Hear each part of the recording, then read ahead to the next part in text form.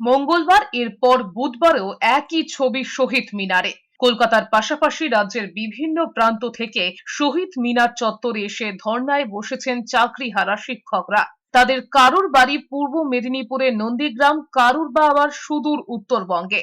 সোমবার কলকাতা হাইকোর্টের ডিভিশন বেঞ্চের সিদ্ধান্তে এক লপ্তে চাকরি হারিয়েছেন 25,753 জন শিক্ষক।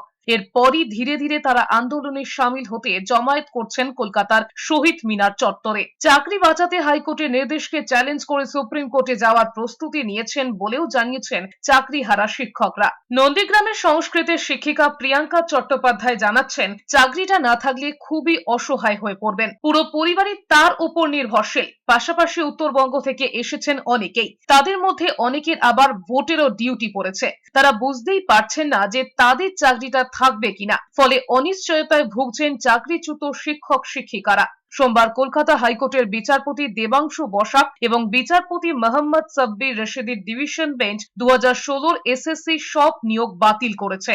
এর জেরে 25,753 জন শিক্ষকের চাকরি বাতিল হয়েছে। বিচারপতিরা জানিয়েছেন, চাকরিচ্যুতদের 12% সুদ সহ বেতন ফেরত দিতে হবে। কি বলবো, আমার কিছু বলার নেই। আমার শুধু একটাই বলার আছে যে একজন যোগ্য প্রার্থীও যেন এই প্যানেল থেকে বাদ না যায়, এটুকুই, আর কিছু বলার নেই। আমরা যোগ্য এর প্রমাণ দিতে যেখানে যেতে হয় সেখানে যাব। আমার বাচ্চার যাবতীয় দায়িত্ব আমার। আমার মাও অসুস্থ, আমার শ্বশুর বাড়িও ইকোনমিক্যালি স্ট্রং নয়। পুরোটাই আপনার উপর ডিপেন্ড, পুরোটা আমার উপর ডিপেন্ডেড। আমরা এখানে সুপ্রিম কোর্টে এই রায়ের বিরুদ্ধে চ্যালেঞ্জ করতে চাইছি। তো এই রায়টা তো কোনোভাবেই মেনে নেওয়া যায় না এবং সম্পূর্ণভাবে অমানবিক।